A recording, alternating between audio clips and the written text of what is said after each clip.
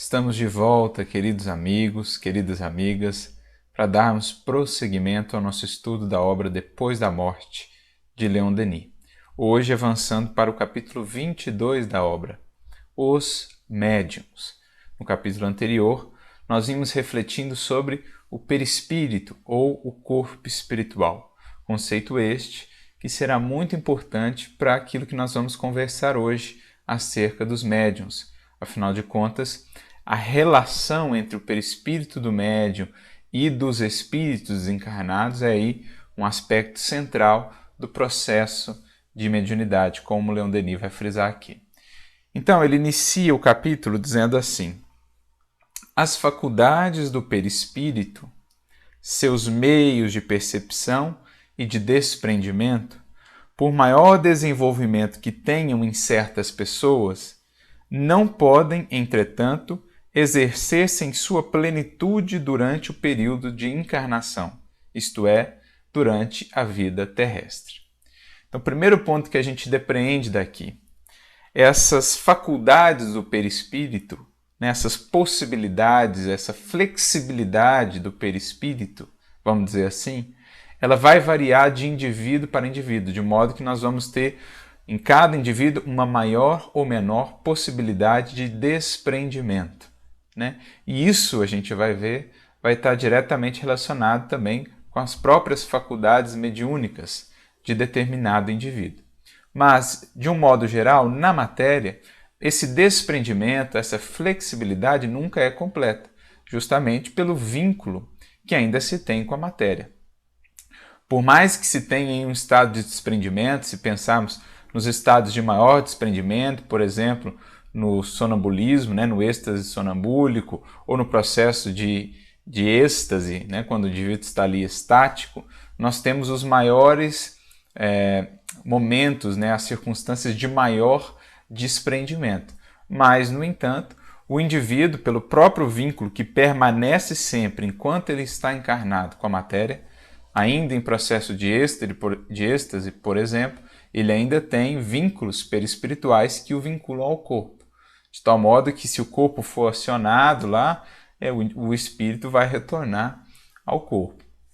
Então, ainda há um vínculo. E isso cria aí uma limitação. Por exemplo, nas percepções do ser encarnado no mundo espiritual não serão tão claras e abrangentes como de um ser desencarnado, considerando seres do mesmo nível evolutivo, vamos pensar assim.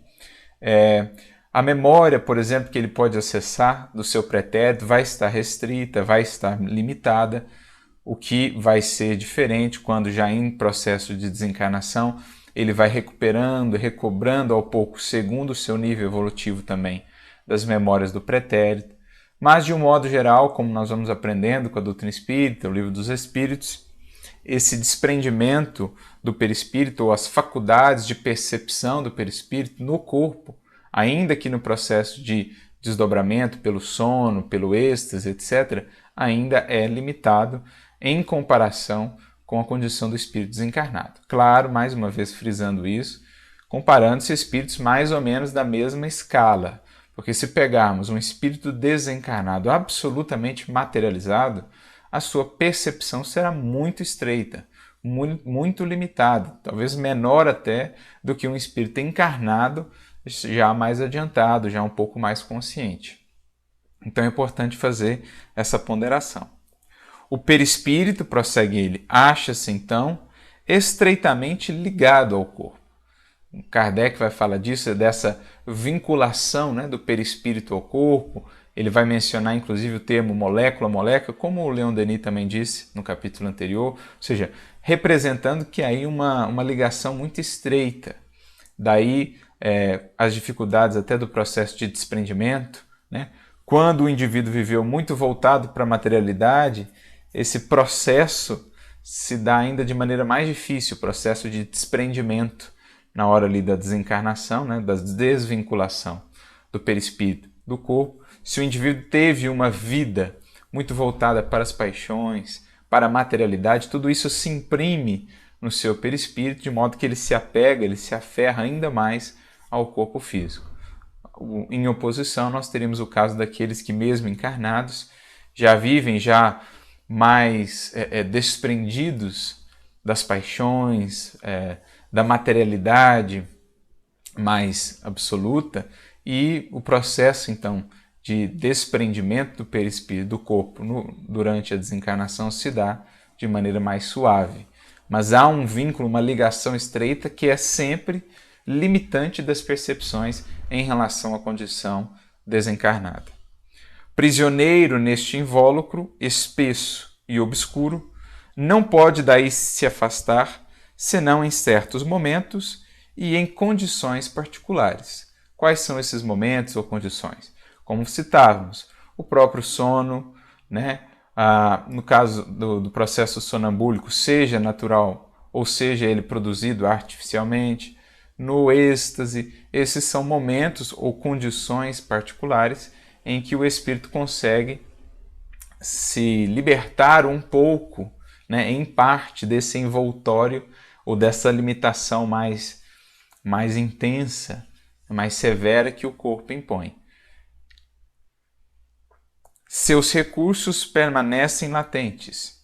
Daí vem a fraqueza de nossa memória, impotente em trazer de volta o curso de nossas existências passadas.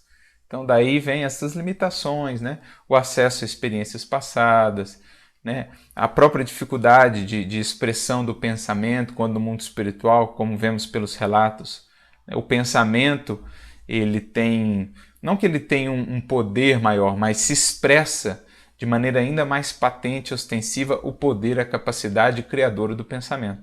Até porque, como dizíamos, quando conversávamos lá sobre os fluidos, no mundo espiritual, aquela matéria mais sutil, né, aquele elemento semimaterial, ele é muito mais plástico e sujeito, portanto, à atuação do pensamento, que é essa potência ou esse atributo do espírito modelador, criador, utilizando-se dessa matéria-prima que é o fluido cósmico. Aí mais adiante ele vem falando então do que acontece quando a alma, né, retorna à vida espiritual, como que aos poucos ela vai reassumindo então melhor as suas potências, a sua memória, as suas lembranças. E aí mais adiante no parágrafo ele diz assim: desde então pode agir convenientemente sobre os fluidos e impressionar os organismos e os cérebros humanos. Nisso é que consiste o segredo das manifestações espíritas. Então ele vinha falando dos encarnados e ele chega então a falar agora dos desencarnados, dos espíritos propriamente, né? Segundo as definições que Kardec vai utilizar no Livro dos Espíritos. Quando o indivíduo está encarnado, ele vai utilizar o termo alma ou homem, no sentido do ser encarnado. Espírito, de um modo geral, vai ser a representação do ser lá no mundo espiritual ou do espírito errante. Então, o Leon Denis está falando aqui do espírito lá no mundo espiritual. Ele consegue, quando já num nível, né, um pouco mais consciente de si mesmo, ele consegue atuar de maneira mais conveniente sobre os fluidos e ele consegue impressionar os organismos e os cérebros humanos. Mas aí alguém poderia pensar, e o caso dos espíritos sofredores ou inconscientes que também se manifestam mediunicamente? Claro que aí eles são amparados, né, pelos espíritos superiores, pelos espíritos amigos que coordenam a reunião mediúnica, são amparados nesse processo de conexão, né? Escolhe-se ali o médium que vai apresentar a maior sintonia, que vai permitir a maior conexão, digamos assim, né, entre o espírito desencarnado e o médium propriamente para a manifestação. Tudo isso vai sendo coordenado pela espiritualidade que orienta os trabalhos. Então, não é propriamente o espírito, muitas vezes não sabe nem o que está acontecendo, como é que ele está falando, mas o processo se dá. Então, é essa interação, né, espírito desencarnado com espírito encarnado, que recebe o nome de mediunidade. E essa interação vai estar relacionada aí essencialmente com o perispírito, com os fluidos que fazem parte aí do perispírito, e a interação desses fluidos, por meio dela, vai se ter aí os diversos processos mediúnicos com as diferentes expressões ou graus de intensidade, desde aqueles fenômenos ditos físicos aos fenômenos chamados intelectuais, de efeitos inteligentes ou intelectuais. E aí, mais adiante, ainda nesse parágrafo, Leon Denis diz assim: assim também, os espíritos ou almas desencarnadas podem, pela vontade, olha a vontade, como orientadora, né, do pensamento que atua nos fluidos, que atua no próprio perispírito, que, como nós vimos no último capítulo, é também uma junção, né, ali é formado também por fluidos, por esse elemento semimaterial. Então, as almas desencarnadas, pela vontade, podem dirigir correntes magnéticas sobre os seres humanos, influenciar seus órgãos e, por seu intermédio, comunicar-se com outros habitantes da Terra.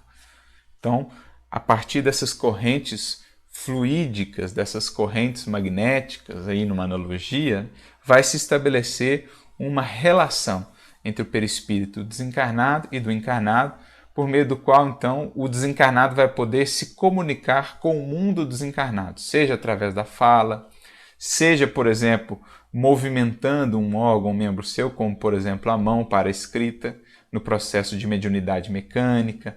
Nós vamos ter, né, de psicografia mecânica, nós vamos ter aquela semimecânica, em que há ali o movimento da mão, atrelado também à consciência do que se escreve, enquanto que na mecânica há só o movimento da mão. Muitas vezes o indivíduo está inconsciente ou está fazendo outra coisa, preocupado com outra coisa, conversando, mas a mão se move e escreve.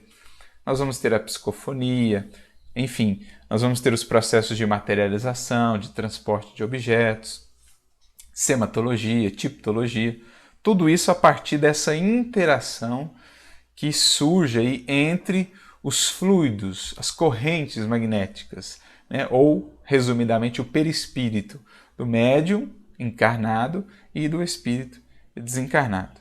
Os seres especialmente caracterizados pela delicadeza e sensibilidade do seu sistema nervoso à manifestação dos espíritos têm o nome de médiuns. Então, o que são médiuns propriamente?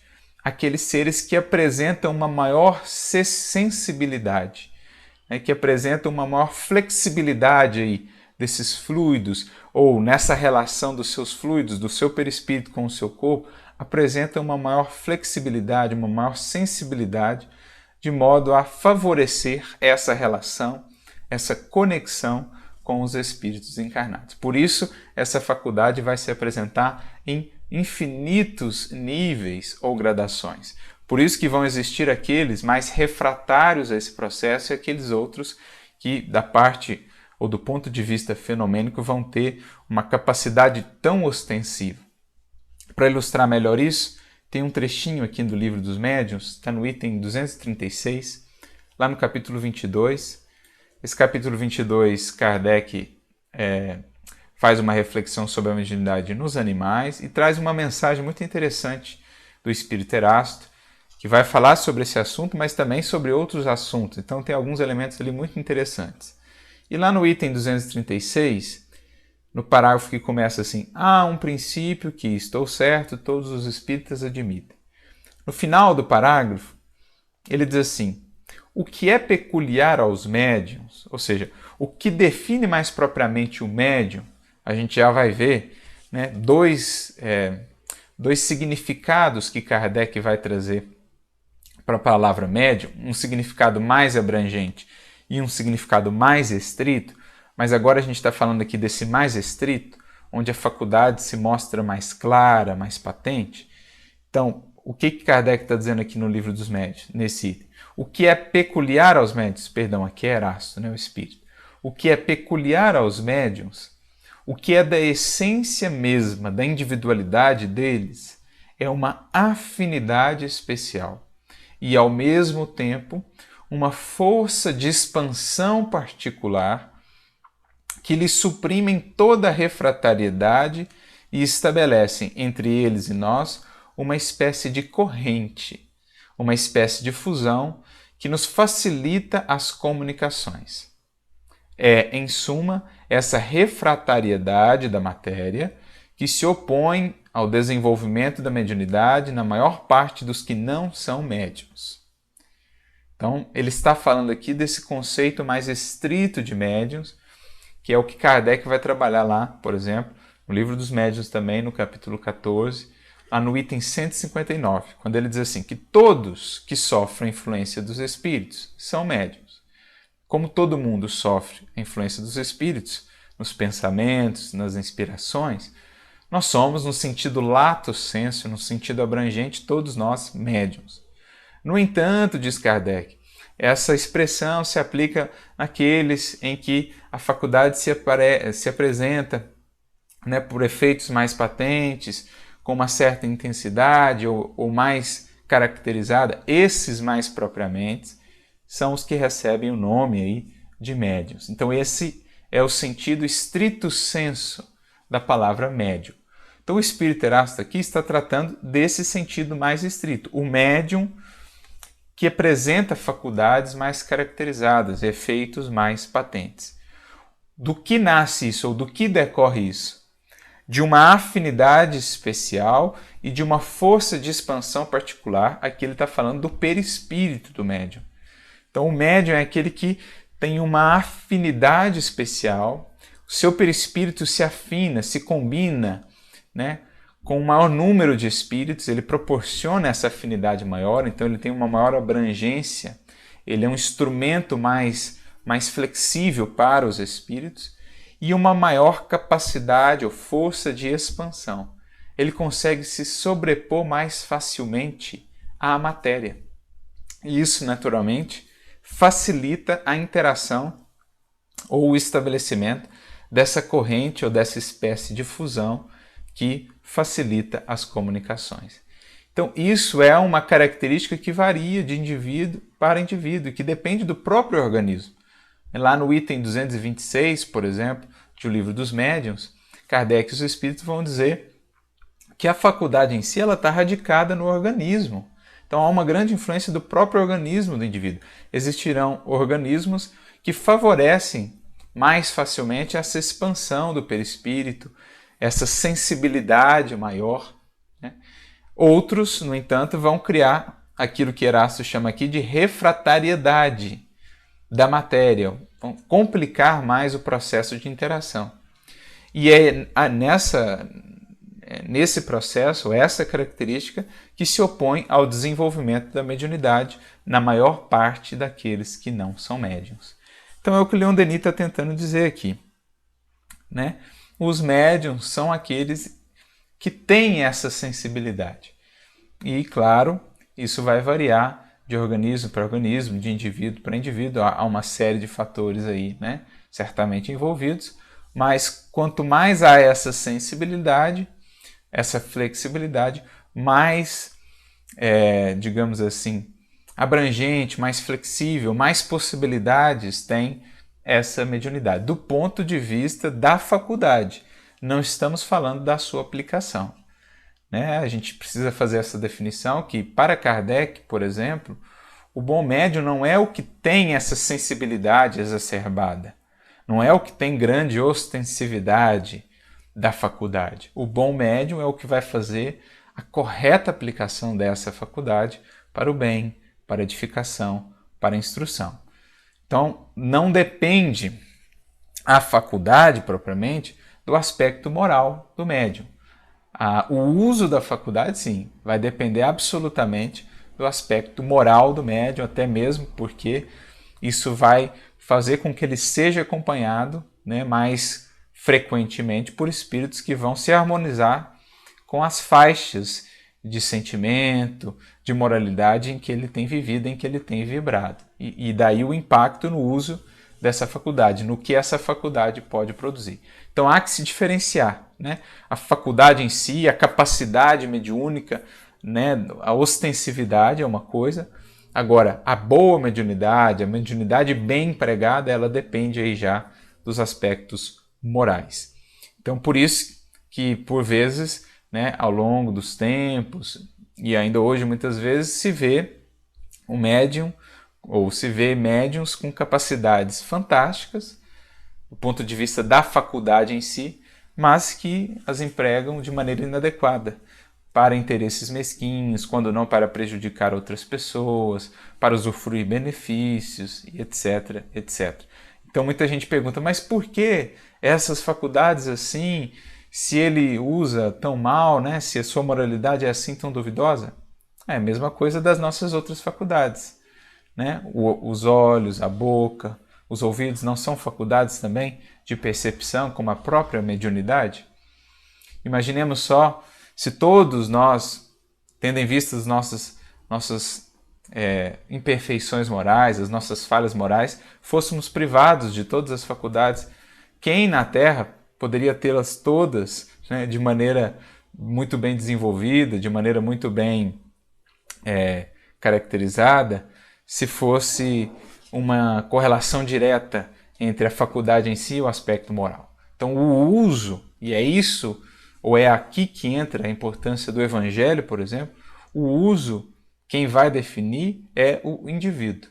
E é a sua característica moral que vai definir o aproveitamento daquela faculdade. Claro que aquele que recebeu a faculdade e dela dela mal utilizou-se, né? Ou a utilizou para fins escusos, claro que ele vai colher as consequências dessa má utilização. Consequências essas que já começam pelas próprias companhias que ele atrai a partir da utilização que tem dado à sua faculdade. Se a usa para fins mesquinhos, para fins não dignos, não nobres, naturalmente ele vai atrair espíritos que vão vibrar nessa mesma faixa de buscas, de interesses e de valores morais. E isso por si já é a primeira colheita amarga dessa má utilização. Processos obsessivos, processos de fascinação, até mesmo de subjugação. Então há consequências, como há consequências para a utilização de qualquer faculdade nossa. Se não utilizamos os nossos olhos para o bem, se não utilizamos o nosso verbo para o bem, isso tudo é sementeira no solo da vida, com a posterior colheita em harmonia com a natureza da semeadura. Então é isso que ele está dizendo, né? Que esses seres com essa sensibilidade são mais propriamente os chamados de médium. No próximo parágrafo ele diz assim: todos somos médiums, é verdade, porém em graus bem diferentes. Por que essa variação? Por conta dessa influência do organismo, né? Por conta dessa singularidade de cada indivíduo, de cada organismo, de cada condição. Muitos o são e ignoram-no, mas não há homem sobre quem deixe de atuar a influência boa ou má dos espíritos. Então aqui ele recorre, ou ele traz aquela mesma distinção que Kardec faz lá no item 159 do Livro dos Médiuns. A mediunidade estrito sensu, aquela ostensiva, aquela de efeitos patentes, de faculdade bem caracterizada, e a lato sensu, como também é nos demonstrada lá no Livro dos Espíritos, por exemplo, na questão 459 em diante, a influência dos espíritos nos nossos pensamentos. Todos nós estamos sujeitos à influência dos espíritos.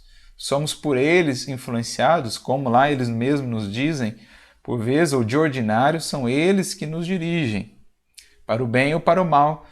Né? Se não estamos atentos ou vigilantes, somos por eles conduzidos muitas vezes para o mal, para os desatinos, para os desequilíbrios. Então, nesse sentido da influência espiritual, né, nós todos somos médiuns, porque nós todos acabamos servindo de intermediários do pensamento desses seres, que se utilizam de nós outros para determinadas atitudes, que nos levam a determinadas atitudes, se não estamos ali de fato conscientes, atentos, vigilantes, comprometidos com a nossa transformação moral. Ou nos utilizam também para o bem, né? Nos inspiram, nos trazem ideias nobres, ideias elevadas, luminosas. Então nós todos, no sentido abrangente, somos médiums de forças da vida. No livro Nos Domínios da Mediunidade, no último capítulo, capítulo 30, o benfeitor lá, Aulus, vai trazer reflexões muito interessantes sobre essa mediunidade em sentido mais abrangente, representando aí instrumentalidade. Ele vai dizer assim: o lavrador é o médium da colheita, a flor é a médium do perfume, a família é a médium da vida. Então, no sentido abrangente, nós estamos servindo a forças. somos como que vasos. O que vamos transportar nesses vasos, né? A que forças serviremos, aí depende de nós, depende do nosso controle de sintonias, depende da nossa vontade, depende do nosso comprometimento com o nosso mundo interior, com os nossos sentimentos, enfim, com o rumo que vamos dar a essas potências da nossa vida e do nosso ser. Vivemos no meio de uma multidão invisível que assiste, silenciosa, atenta às minudências de nossa existência. Participa pelo pensamento de nossos trabalhos, de nossas alegrias e de nossas penas. Então, como a gente vai ver ao longo de toda a Revista Espírita, os exemplos que Kardec vai trazendo, né? Das influências dos espíritos na vida cotidiana, aquela passagem, por exemplo, quando ele vai numa ópera, ele está assistindo uma ópera, então o espírito que havia sido o compositor vai lá influenciar as pessoas que estavam fazendo a ópera para transmitir-lhes ali o seu fogo sagrado de artista, ou seja, para dar mais vivacidade, né, segundo o propósito com o qual ele havia composto. Influências, ele vê lá o caso, né? O espírito fala, aquelas duas senhoras ali, quer ver? Eu vou fazer elas saírem do recinto. Então o médium que estava do lado de Kardec diz, eu vejo ele agora falar alguma coisa para elas e de repente, de fato, elas saem. Então Kardec vai trazendo esses relatos na Revista Espírita. Quando nós vamos ler, por exemplo, o livro ou a série de livros de André Luiz, a gente vê isso com muita clareza. A influência dos espíritos em nossas vidas, né? Naqueles que muitas vezes não somos médiuns ostensivos, ou somos médiuns mais ostensivos, mas naqueles que não o são, essa influência que se dá no sono, por exemplo, né?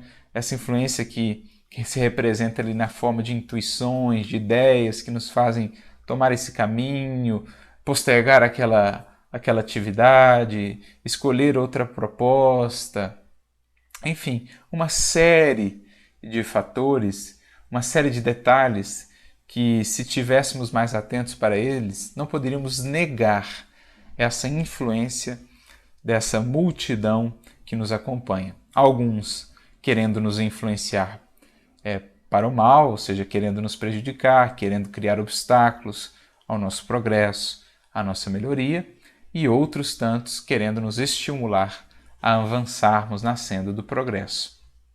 É preciso atentar para qual nuvem de testemunhas nós estamos, ou qual nuvem de testemunhas nós estamos mais propriamente atraindo. Se aquela nuvem que nos estimula a subir ou se aquela nuvem que nos prende ainda na ilusão.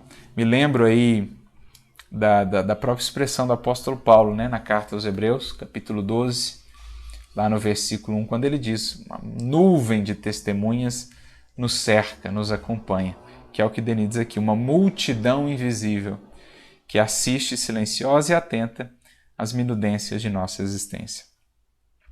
Multidão essa, ou espíritos esses, que por vezes vão lá comparecer numa reunião mediúnica para falar que nos tem acompanhado, que tem verificado o que realmente temos vivido, e daí a importância do compromisso, por exemplo, quando falamos em termos de reuniões mediúnicas, de desobsessão, de amparo aos espíritos sofredores ou rebeldes ainda no mal, a importância da coerência na vivência, né, daquilo que vamos falar com eles depois, no dia da reunião mediúnica. Porque às vezes vivemos em absoluta dissonância com tudo aquilo que vamos falar para eles lá. E eles então dizem, nós temos acompanhado vocês, temos visto, que na verdade não há esse compromisso, não há essa beleza, essa busca de que aqui falam agora. Por outro lado, se há de nossa parte esse compromisso de viver ao longo da semana aquilo que nos propomos a apresentar para eles lá no dia da reunião mediúnica, então mais facilmente alcançaremos o coração, o sentimento deles, porque eles verão sinceridade, sentirão sinceridade em nossas palavras. Então, a reunião mediúnica não é um dia da semana, um horário específico em que vamos nos reunir ali para conversarmos com os espíritos. Não, ela é um constante da nossa vida. O médium, o dialogador, precisam ter essa consciência de que esse processo se dá ao longo da semana inteira. e que é preciso manter, então, essa coerência. No final do parágrafo, ele diz assim: essa multidão invisível influencia-nos, observa-nos, inspira-nos, aconselha-nos e, mesmo em certos casos, persegue-nos e obsidia-nos com seu ódio e sua vingança. Então existem aqueles que nos estimulam, que nos elevam, que nos impulsionam para o bem, e aqueles outros que vão criar barreiras, que vão criar obstáculos, que vão se aproveitar das nossas brechas morais para tentar nos levar às quedas, para tentar nos induzir ao erro ou às ilusões. Daí a importância realmente do cuidado constante, especialmente no caso da mediunidade mais ostensiva, em que essa interação com as mentes dos desencarnados se dá ainda de maneira mais fluida, mais direta, o cuidado imprescindível com os pensamentos, né? O recurso da prece como pão de cada dia, o recurso do estudo como elemento essencial para mantermos o equilíbrio. Dando prosseguimento aqui então, no próximo parágrafo, todos os escritores conhecem esses momentos de inspiração, em que o pensamento se ilumina com claridades inesperadas, em que as ideias deslizam como uma corrente debaixo da pena. Então, aquele processo de mediunidade inspirativa, né, intuitiva, como Kardec vai descrever, e que viveram ali muitos escritores, oradores, sem saber o que era, sem saber explicar, e até mesmo se impressionando com a cadência, aquele fluxo constante, né, de ideias e de raciocínios.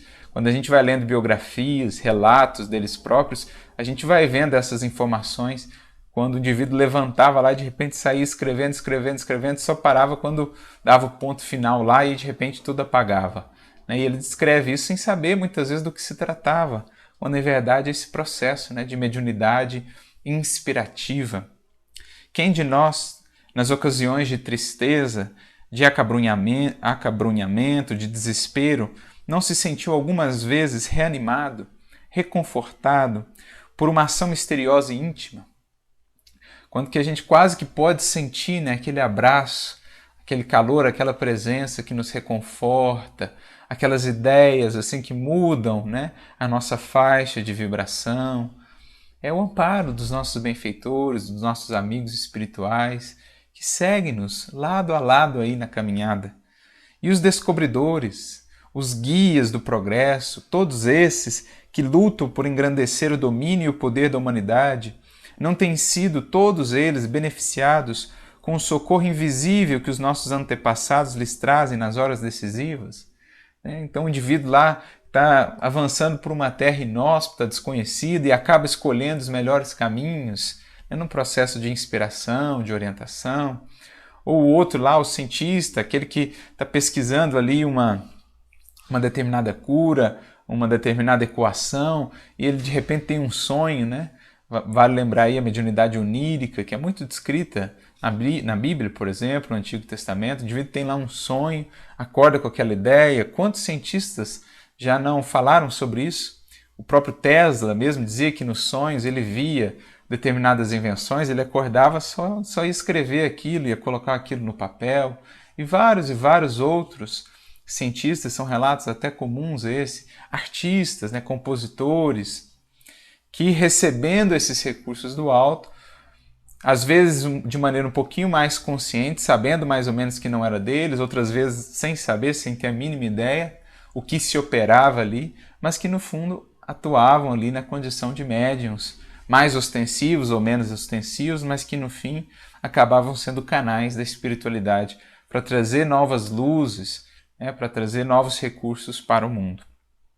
Os escritores subitamente inspirados, os descobridores repentinamente esclarecidos, são outros tantos médios intuitivos e inconscientes. Como falava, muitos deles nem sabiam explicar aqueles processos.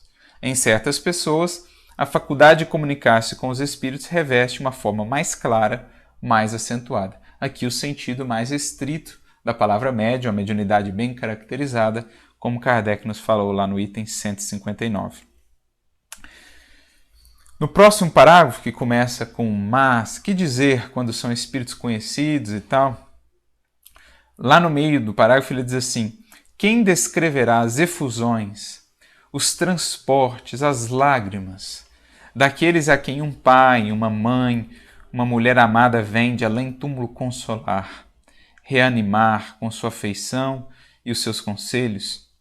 Ou antes, o que ele disse antes no parágrafo. Mas que dizer quando são espíritos conhecidos e amados dos assistentes que vêm afirmar sua presença e sua imortalidade, prodigalizar exortações e animações àqueles que deixaram após si, no árduo caminho da vida, mostrar a todos o alvo supremo? Então, esse é um dos aspectos mais consoladores da doutrina espírita. E Kardec vai frisar isso ao longo de toda a codificação da Revista Espírita. É a bênção, a expressão de misericórdia que é do alto, essa possibilidade de interagirmos com seres amados, aqueles que foram da nossa família nessa presente existência, que já partiram, ou outros seres que amamos já muito e que talvez não nos lembremos propriamente agora, mas que são seres amados que estão lá, que acompanham-nos, que seguem-nos. Como descrever essas efusões, esses transportes? Eu me recordo aqui de um dos artigos mais bonitos, curtinho, que eu já li da Revista Espírita, que está lá em setembro de 1859, Intimidade de uma Família Espírita.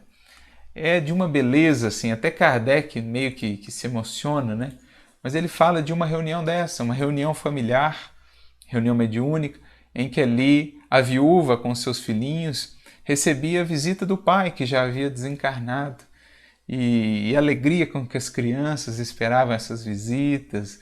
Kardec vai descrevendo, ele fala assim, como não se curvar diante de quadros assim, de tamanha beleza, dessa consolação, dessa certeza, dessa esperança, que essa relação, quando efetuada com fins nobres e dignos, ela traz. Como não nos lembrarmos aqui das cartas, por exemplo, do nosso querido Chico, quantas mães não conseguiram se reequilibrar para a vida, a partir ali da mensagem e também da orientação espírita que liberta. Então o Espiritismo ele vai juntar essas duas coisas, o consolo, mas também a luz, a instrução libertadora do Espírito. Então é muito belo a gente pensar nesse aspecto.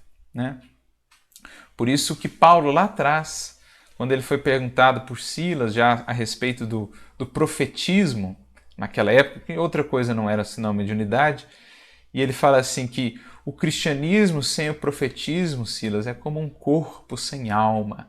Essa interação com o mundo espiritual que dá alma à nossa vivência espiritual, o aperfeiçoar essa interação com eles, o aprendermos a sintonizar mais com os nossos benfeitores, como eles dizem lá na bonita questão que trata dos anjos da guarda, no Livro dos Espíritos, e os benfeitores que respondem lá a questão, se eu não me engano é São Luís e Santo Agostinho, e eles falam, não receais, trazer-nos as suas perguntas, interajam conosco, estamos aqui para isso, conversem conosco, porque nosso papel é estimulá-los realmente nessa senda do progresso. No próximo parágrafo ele diz, no meio do parágrafo, o parágrafo começa com certos médiuns facilitam, então vai lá, o parágrafo inteiro. Certos médiuns facilitam por sua presença o fenômeno das aparições, ou antes, segundo uma expressão nova, das materializações dos espíritos. Esses últimos tiram ao perispírito do médium uma certa quantidade de fluido, assimilam-no pela vontade e assim condensam seu próprio envoltório até torná-lo visível e algumas vezes tangível. Kardec vai tratar disso na parte das manifestações lá, da materialização, vai tratar disso no Livro dos Médiuns, vai explicar como se dá o processo, os espíritos também, pela interação entre o perispírito do médium, entre o perispírito do espírito desencarnado, pode-se processar aí essa materialização. O espírito também, pela sua vontade, opera uma modificação da estrutura do seu perispírito que o torna então visível e até mesmo nessa combinação com o médium de efeitos físicos, tangível. No livro Nos Domínios da Mediunidade vai ter um capítulo só também dedicado a isso, em que André Luiz e os benfeitores ali vão explicar melhor o processo, a interação desses fluidos, eles vão acrescentar ali mais um elemento, que são os fluidos retirados da natureza, então da composição desses três, vai se ter ali o processo de materialização. Então existem médiums mais propensos a esse tipo de fenômeno e não tanto a outros, como os fenômenos intelectuais, psicofonia, psicografia, etc. Alguns médiums servem também de intermediários aos espíritos para transmitirem aos doentes e valetudinários eflúvios magnéticos, que aliviam e algumas vezes curam esses infelizes.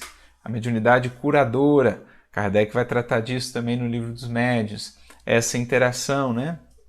A diferenciação entre o magnetizador propriamente, o médium de cura, a mediunidade curativa, o quanto há ali de doação do próprio médium e o quanto ele serve de instrumento para a doação também dos fluidos dos espíritos. Então, as três configurações. Né? O magnetizador é aquele que dá dos seus próprios fluidos. O médium curador é aquele que vai fazer uma intermediação aí. Os seus fluidos e os fluidos dos espíritos vão ser doados. E existe aquela mediunidade, ou melhor, existe aquele processo de cura já direto do mundo espiritual, que vai atuar diretamente, por exemplo, no espírito encarnado. Então existem esses três processos. Kardec vai tratar disso na Revista Espírita, também no Livro dos Médiuns, da chamada mediunidade curadora.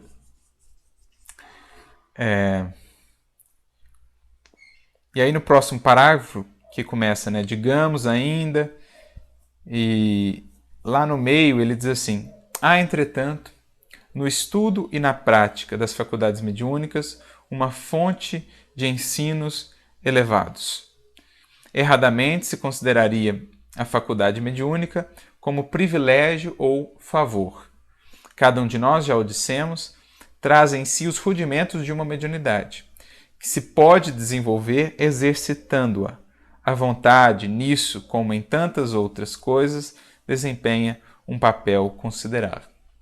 Aqui, lembrando lá do item 198 do Livro dos Médiuns, o Espírito Sócrates ali traz uma mensagem, algumas considerações, dizendo assim, que cada um já vai ter uma determinada aptidão. Quando se tem, né, de fato, uma aptidão para uma mediunidade ostensiva, essa aptidão vai se manifestar espontaneamente e é nela que se deve investir, no desenvolvimento dela.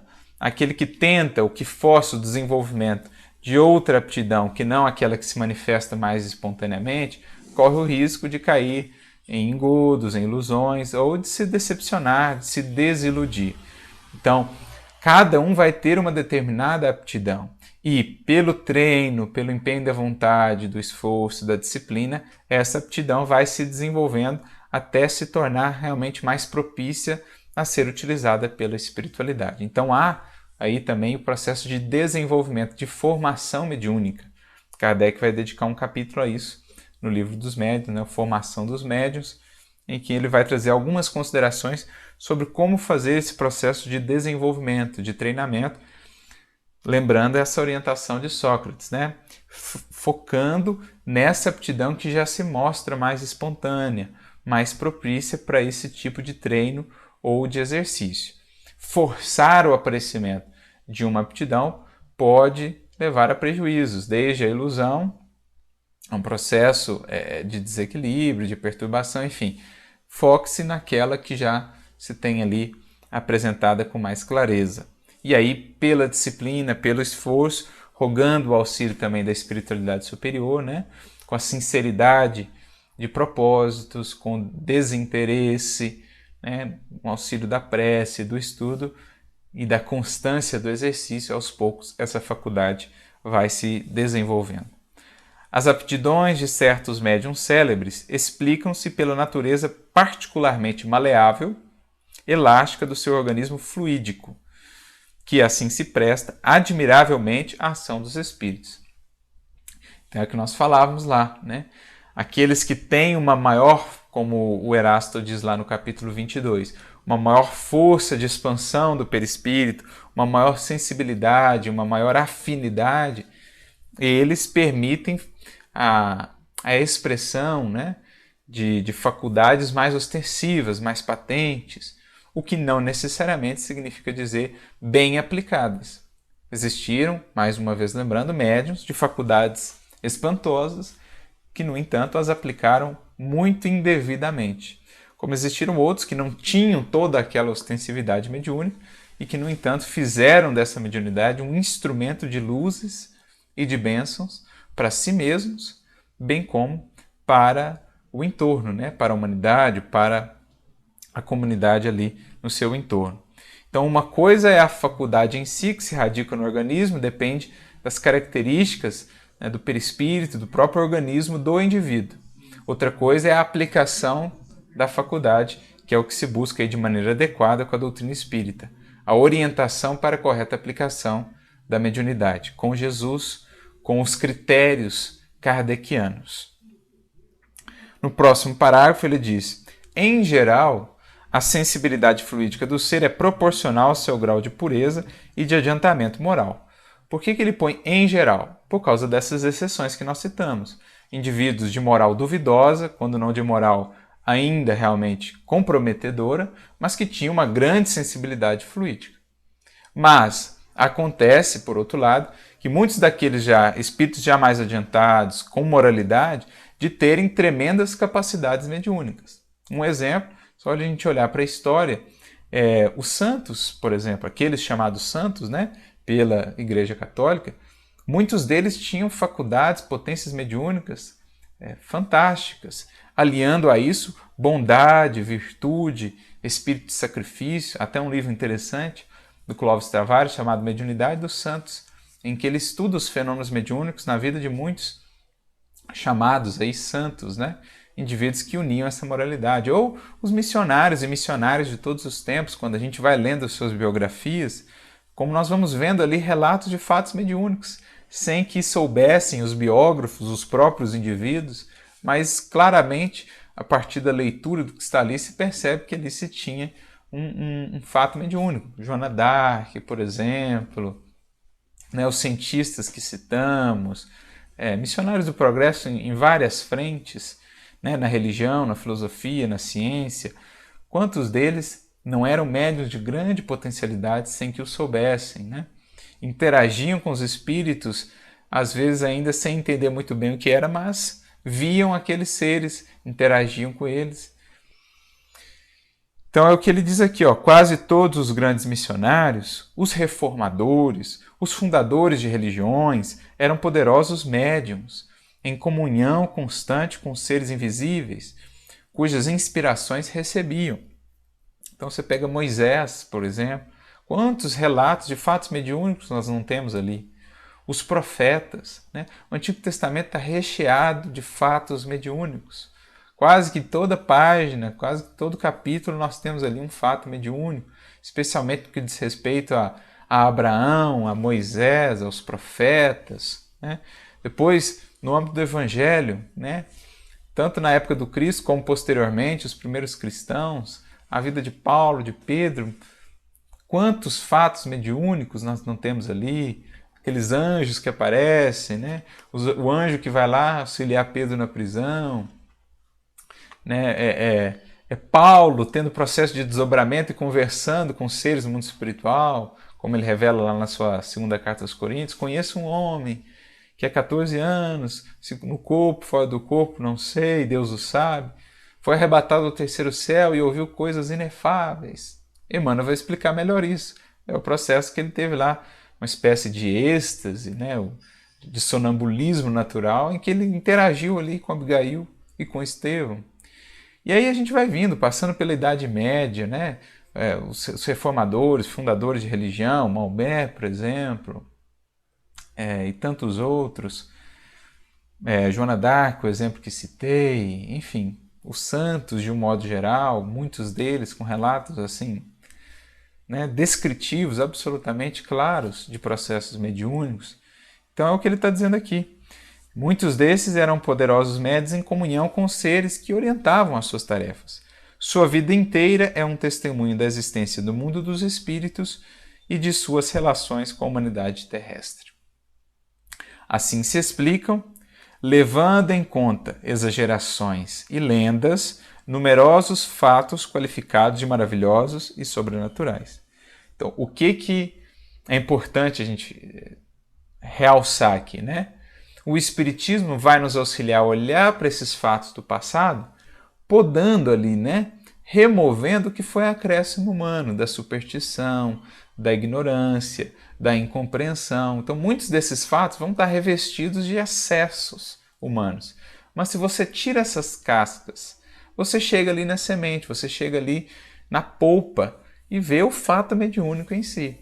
Então, no Antigo Testamento é muito comum isso, né? As pessoas leem alguns relatos lá e falam, meu Deus, que coisa, às vezes, né, tão estapafúrdia, esdrúxula. Mas se você vai tirando as cascas, no fundo você vai ver o quê? Um fato mediúnico, que foi descrito ali de maneira simbólica, que foi descrito ali de maneira alegórica, né? Tem até aquele relato, famoso relato da mula lá de Balaão, que é utilizado inclusive por Erasto, quando vai falar lá do texto da mediunidade nos animais, lá do capítulo 22. Ele recorre lá a uma passagem do Antigo Testamento, mostrando que o espírito ali havia aparecido primeiro para a mula e o animal ali naquela percepção, né, se assustou, depois ele aparece e conversa com Balaão. Então, assim, se a gente vai despindo muitos dos relatos ali desse aspecto maravilhoso do sobrenatural, nós vamos vendo a mediunidade que o Espiritismo agora nos esclarece, nos explica de maneira clara, de maneira racional, de maneira lógica. A existência do perispírito e as leis da mediunidade indicam-nos os meios pelos quais se exerce, através das idades, a ação dos espíritos sobre os homens. Então, se a gente remontar à mais alta antiguidade, a gente já vai ver esses relatos, né?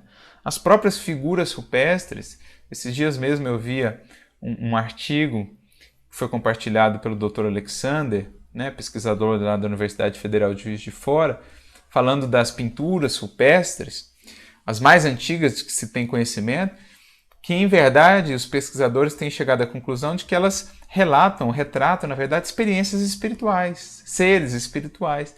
Então é uma das manifestações mais antigas da humanidade, essa interação. Só que muitas vezes é envolta ali no mistério, no sobrenatural. Mas uma vez que se entende essas leis e os meios pelos quais elas se exercem, a gente compreende. Lei desde lá da Caldeia, da Suméria, da Babilônia, do Egito, né, Israel, e passando pelas eras, pelos séculos.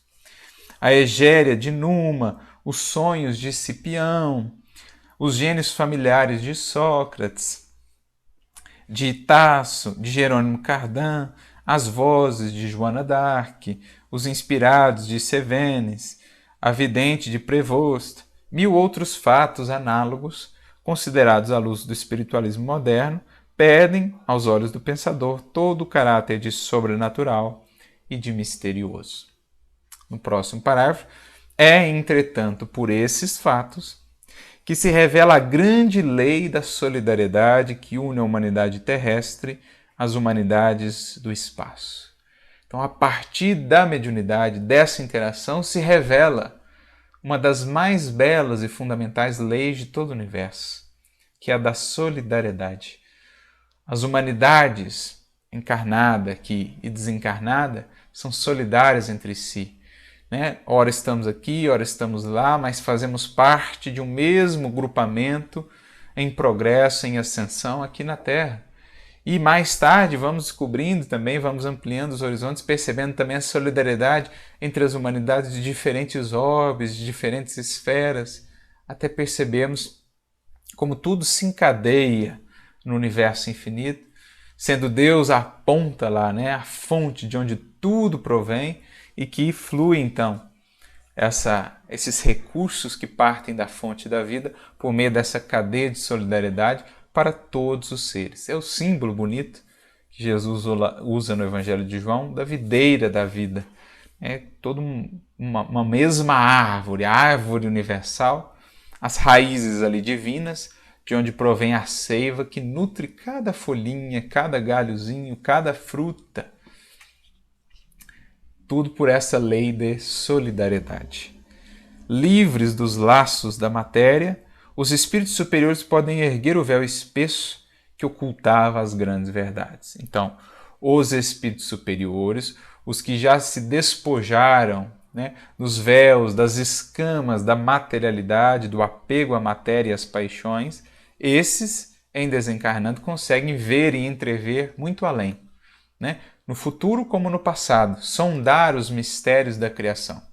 Os espíritos medianos vão ter sempre um limite ali de visão, e os outros, muito apegados ainda, vão ver muito pouco, perceber muito pouco da realidade espiritual. Às vezes passam por lá sem nem se darem conta, voltam à matéria sem nem se darem conta muito ao certo de que passaram pelo mundo espiritual. Então, esse raio de alcance varia, né, segundo a condição em que o espírito já está da escala espírita.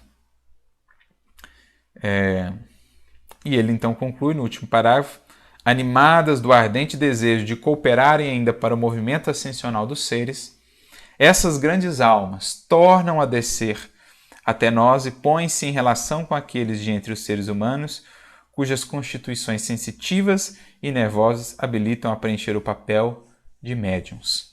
Por seus ensinos e salutares conselhos trabalham, com o auxílio desses intermediários, para o progresso moral das sociedades terrestres.